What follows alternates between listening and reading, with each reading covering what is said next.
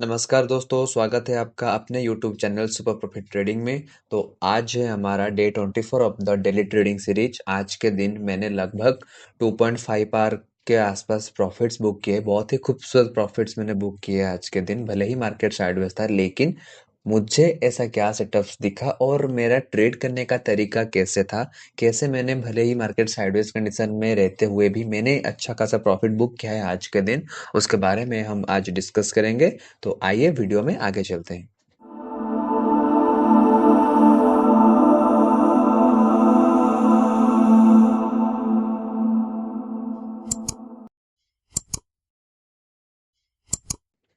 तो आप अगर यहाँ देखोगे तो लगभग मेरे इंटरडे में एक ट्रेड था, that is on the policy बाजार। और सीएनसी में मेरा नौकरी में मैंने इन्फो एज जो स्टॉक है हमारा, उसमें मैंने एक स्विंग पोजीशन लिया था फॉर द बीटीएसटी पर्पस। लेकिन उसमें आज के दिन ही रिटर्न हमें मिल गया।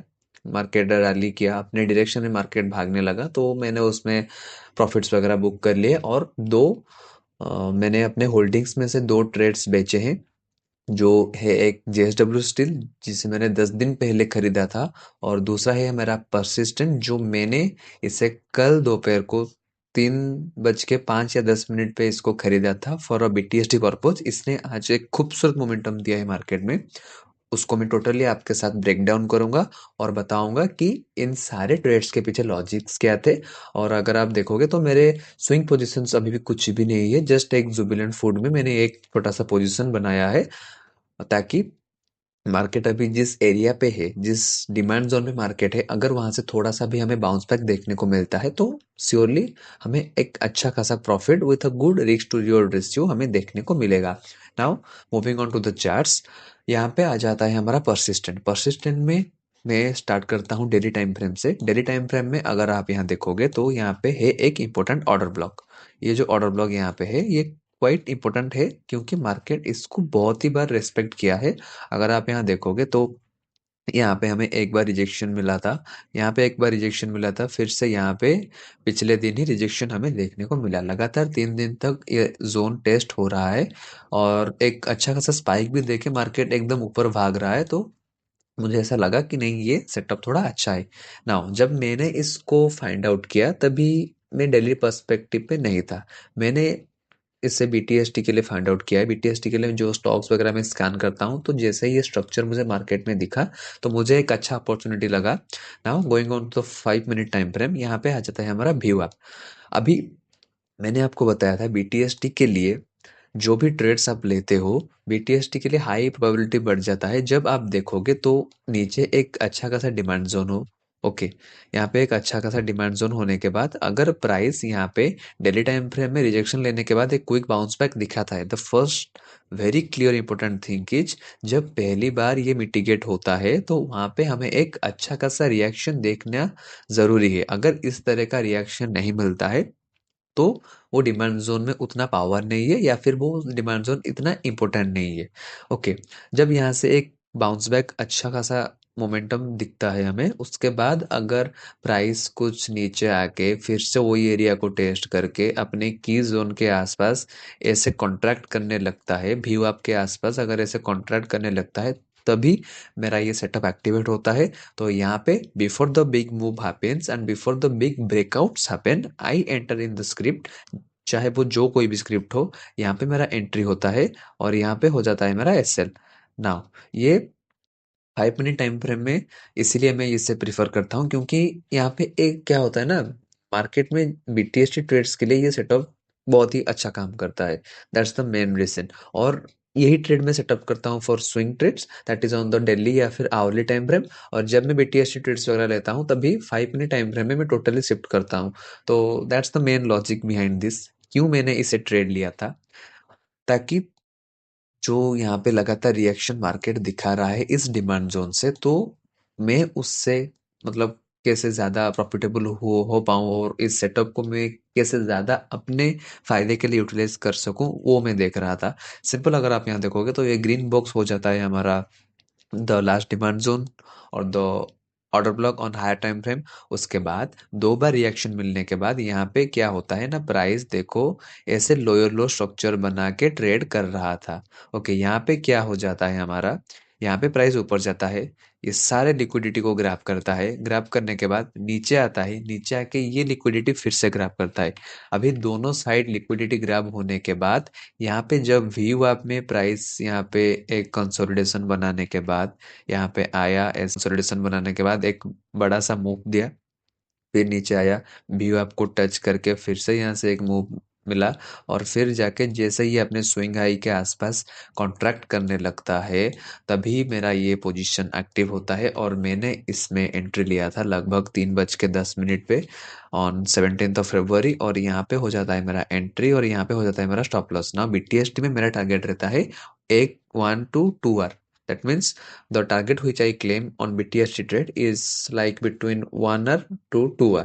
इसके बीच में जो भी टारगेट्स मुझे मिलता है मैं उससे लेके तुरंत ही एग्जिट ले लेता हूँ।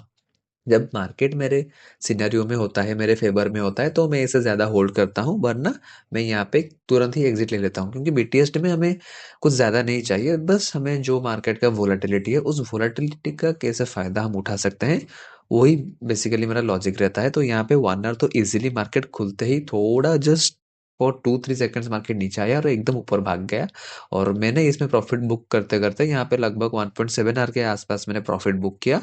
तभी मार्केट यहाँ पे ट्रेड कर रहा था, लेकिन वॉलेटिलिटी इतना था कि यहाँ पे 2 आवर देने के बाद भी ये जैसे ही मैंने प्रॉफिट बुकिंग स्टार्ट किया, ये आके अपने 1.7 आवर के आसपास इसमें मेरा ट्रेड क्लोज हुआ, और उसके बाद दिन भर साइडवेज रहने के बाद इसने लगभग ऑल टाइम हाई को अगर मैं देखूंगा from the time I have entered in the stock, और उसमें हमें एक अच्छा खासा रैली देखने को मिलता है of 3.6 R. That is literally crazy, क्योंकि मार्केट को अगर आप निफ्टी को देखोगे तो निफ्टी उतना मोमेंटम आज नहीं दिया है। यहाँ पे देखो निफ्टी एकदम ही साइडवेज था, 3 दिन से निफ्टी एकदम ही साइडवेज है। तो इसलिए मैंने बोला कि जैसे मार्केट नॉन डायरेक्शनल हो जाता है तो आपको क्या करना होगा ना, मार्केट का जो वो थोड़ा बहुत मतलब फॉर द शॉर्टर पीरियड 1 घंटे के लिए या फिर 2 घंटे के लिए मार्केट जो डायरेक्शन पकड़ता है, चाहे वो ऊपर की ओर हो और या फिर नीचे की ओर हो, उससे आप कैसे ज़्यादा प्रॉफिटेबल होगे और कैसे ज़्यादा फायदेमंद आपको होगा, उस पर आपको फोकस करना चाहिए। Now coming on to the next trade, जिससे मैंने पॉलिसी बाजार था जिसे मैंने लिया था ऑन इंट्राडे लेवल, क्योंकि अगर आप देखोगे तो मार्केट, पहले भी मैं बता चुका हूँ, मार्केट एकदम साइडवेज रह रहा है आजकल, तो कोई मोमेंटम हमें देखने को नहीं मिल रहा है। तो यहाँ से मैंने एक छोटा सा स्कैल्प लिया था, एक छोटा सा स्कैल्पिंग किया था इसमें। The very big reason for doing this is, मैंने इससे जब फाइंड आउट किया तभी स्टॉक अपने इस लेवल के आसपास ट्रेड कर रहा था। ओके, स्टॉक अपने इस लेवल के आसपास ट्रेड कर रहा था, और जैसे ही मैंने एनालिसिस शुरू किया तो मुझे देखा मार्केट जैसे ही खुलता है 9:15 को ही गैप डाउन खुलता है और एकदम ही ऊपर भाग जाता है और एक बड़ा सा ग्रीन कैंडल बनाता है। उसके साथ ही VWAP के ऊपर प्राइस यहाँ पे आके थोड़ा कंसोलिडेट कर रहा है। सिंपली अगर आप यहाँ पे लाइन वाइज चार्ट को ड्रॉ करोगे तो ऐसे ऐसे जाने के बाद प्राइस आया, ऐसे ऐसे ट्रेड करने लगा। यहाँ पे जो कंसोलिडेशन हो रहा है, यहाँ पे जो सर्कल में बनाया हूँ, इस सर्कल को मार्क करो और इसको मार्क करो, दोनों का स्ट्रक्चर एक जैसा ही है, और इसकी वजह से यहाँ पे मेरा ओपनिंग रेंज भी मुझे मिल जाता है। इंट्राडे में the first thing we find out is the opening range. Opening range क्या है, मार्केट में हमें अपोजिट कलर्स के कैंडल को फाइंड आउट करना पड़ता है। तो यहाँ पे अगर मैं ओपनिंग रेंज मार्क करूंगा तो ये हो जाता है मेरा ओपनिंग रेंज। यहाँ पे जैसे ही इस ओपनिंग रेंज के ऊपर मुझे यहाँ पे ब्रेकआउट मिलता है with a very good candle, तो यहाँ पे मेरा एंट्री होता है, the last pull back becomes my stop loss. और यहाँ पे मुझे ज़्यादा ग्रीडी नहीं था, बस पहले तो मैं परसिस्टेंट में प्रॉफिटेबल था। तो आप समझो कि अगर आप एक स्विंग ट्रेडर हो और आपके फेवर में मार्केट काम नहीं कर रहा है, तो आपको क्या करना होगा ना, आपको एक क्वालिटी ट्रेड्स लेना पड़ेगा, क्वांटिटी के जगह पे आपको क्वालिटी प्रिफर करना पड़ेगा। That's why. तो यहाँ पे जैसे ही व्यू आपके आसपास हमें कंसोलिडेशन मिलने के बाद एक ब्रेकआउट मिलता है, तो स्विंग लो के नीचे मैं यहाँ पे स्टॉप लॉस देके मैंने इसमें तय कर लिया था कि मैंने को इसमें 1 आवर का प्रॉफिट लेना है, 1 आवर का एक स्मूथ ट्रेड करके, चाहे वो स्टॉप लॉस अगर जाता तो कोई प्रॉब्लम नहीं है, that's a part of the game. तो मेरा बेसिक प्लान ये था कि मुझे ज़्यादा लालच नहीं रखना है, ज़्यादा ग्रीडी नहीं होना है, बस 1 आवर का प्रॉफिट जैसे ही मेरा हो गया मैंने इसमें से एग्जिट ले लिया। यहाँ पे देखो 700 रुपये का आपको प्रॉफिट दिख रहा होगा। और यहाँ पे मैंने इसमें क्विक क्विक एग्जिट ले लिया और तुरंत ही उस दिन, आज के दिन मेरा पूरा ट्रेडिंग बंद था दिन भर लगभग। अगर मैं आपको दिखाऊंगा, मेरा ऑर्डर्स दिखाऊंगा, तो लास्ट सुबह के टाइम में जो लास्ट मेरा था 9:51 को मेरा पूरा ट्रेडिंग बंद हो गया था। मैं दिन भर एकदम ही चिल कर रहा था। तब फिर जाके मुझे जब मार्केट में थोड़ा बहुत डायरेक्शन देखने को मिला और मैं ऐसे ही कुछ स्कैनिंग्स कर रहा था, तो मुझे नौकरी में एक सेटअप दिखा। नौकरी में अगर मैं जाऊंगा simply to the 10 minute time frame, यहाँ पे देखो 10 मिनट टाइम फ्रेम में प्राइस यहाँ पे कंसोलिडेट कर रहा था। यहाँ पे देखो पिछले दिन मेरा ये वॉच लिस्ट में ये स्टॉक ऐड हो गया था, क्योंकि यहाँ पे प्राइस अपने व्यू अप के आसपास कंसोलिडेट कर रहा था। नाउ मेरे को बस इतना वेट था कि प्राइस यहाँ पे थोड़ा बहुत कंसोलिडेट करे near its previous swing high supply. Okay, यहाँ पे जैसे कंसोलिडेशन हमें नहीं देखने को मिलता है तो मेरा नेक्स्ट फोकस शिफ्ट हो जाता है आज के दिन। आज के दिन अगर आप देखोगे तो पिछले दिन के मुकाबले आज के दिन हमें ज़्यादा कंसोलिडेशन मार्केट में देखने को मिल रहा है। और यहाँ पे अपने व्यू अप के ऊपर भी प्राइस ट्रेड कर रहा था। तो यहाँ पे before the big breakout happens मेरा पोजीशन लगभग यहाँ पे बना था। ओके, इस स्विंग लो के नीचे था मेरा स्टॉप लॉस, और इसमें हमें लगभग 1.7 आवर का हाईएस्ट अगर मैं पकड़ूंगा तो 1.8 आवर का हमें कुछ रैली देखने को मिला था। लेकिन मेरा सिंपली लॉजिक था, मार्केट में अभी जो सिनेरियो में मार्केट ट्रेड कर रहा है उसमें थोड़ा डायरेक्शन को प्रेडिक्ट करना या फिर डायरेक्शन का अंदाजा लगाना थोड़ा मुश्किल है। तो मैंने इसमें भी तय कर लिया था 1 आवर का सेफ एग्जिट लूंगा। ओके, अगर स्टॉप लॉस हिट होता है तो हिट होने दो, अगर मेरा टारगेट आ जाता है तो 1 आवर का सेफ ट्रेड करके मैं निकल जाऊंगा। That's the pure logic. और वही हुआ, मार्केट में हमें एक तरफा रैली देखने को मिला। तो फिर जाके अपना इंट्राडे वाला काम खत्म हो जाता है। Now coming on to the both positions, that is our J S W steel में मैंने लगभग 10 दिन पहले एंट्री बनाया था। मैंने वीडियो में शायद बताया है, अब मेरे को याद नहीं आ रहा है, वीडियो में मैंने शायद बताया है यहाँ पे मेरा एंट्री करने का लॉजिक क्या था। वो सब था हमारा बीसीबी वाला स्ट्रक्चर। यहाँ पे आ जाता है हमारा बेसिंग वाला स्ट्रक्चर। बेस क्या होता है ना, एक अच्छे खासे स्विंग लो या फिर अच्छे खासे डिमांड जोन से प्राइस रिएक्ट करने के बाद वो क्या करेगा ना, ऐसे आके प्राइस एक बेस बनाएगा। ओके, बहुत लोग इसे कप एंड हैंडल बोलेंगे, लेकिन ये कप एंड हैंडल नहीं है एक्चुअली। यहाँ पे देखो प्राइस नीचे आया, यहाँ पे एक फर्स्ट बेस बनाया जो इस बॉक्स को रिप्रेजेंट करता है। ओके, यहाँ पे एक बेस बनाने के बाद प्राइस ने क्या किया ना, अपने स्विंग हाई सप्लाई को जाके टच किया, उसको टेस्ट करके नीचे लिक्विडेट करके यहाँ पे 3 दिन तक कंसोलिडेट कर रहा था। तो जैसे ही यहाँ पे 3 दिन तक प्राइस कंसोलिडेट कर रहा था तो मेरा सेटअप यहाँ पे मुझे ये बोल रहा था कि 2 आवर टाइम फ्रेम में अगर मैं 20 मूविंग एवरेज को लगा देता हूँ तो यहाँ पे एक अच्छा खासा मुझे कंसोलिडेशन देखने को मिलता है near the swing high supply. यहाँ पे देखो अच्छा खासा कंसोलिडेशन मिल रहा था, तो मैंने एंट्री बनाया। और 50 मूविंग एवरेज के नीचे था मेरा स्टॉप लॉस। 50 मूविंग एवरेज क्यों, अगर मैं यहाँ पे इस स्विंग लो को पकड़ता तो इस स्विंग लो लगभग हो जाता 5% के आसपास ना। इतना बड़ा स्टॉप लॉस देने के लिए मैं तैयार नहीं था specially. That's why I have chosen the 50 moving average, और 50 मूविंग एवरेज के अनुसार यहाँ पे हो जाता है मेरा स्टॉप लॉस। स्टॉप लॉस के बाद प्राइस बहुत मतलब पहले ही दिन रैली दे दिया था, लेकिन जैसे ही मार्केट धीरे धीरे स्लोली मोमेंटम लूज कर रहा है तो प्राइस यहाँ पे साइडवेज एक्शन बना रहा था। तो ये अगेन यहाँ पे एक बेस बना रहा है, हो सकता है आने वाले दिन में हमें यहाँ पे इस स्विंग है या सप्लाई के आसपास कंसोलिडेशन देखने को मिल सकता है। उसके बाद हमें एक बिग बड़ा ब्रेकआउट देखने को मिल सकता है, दैट्स द प्रोबेबिलिटी। और ये मोमेंटम नहीं बना रहा था, इसलिए मैंने यहाँ से एग्जिट लेना प्रेफर किया। और इसको मैं एग्जिट लेके मैंने यहाँ पे आज जुबिलेंट फूड में अपना पोजीशन बनाया है।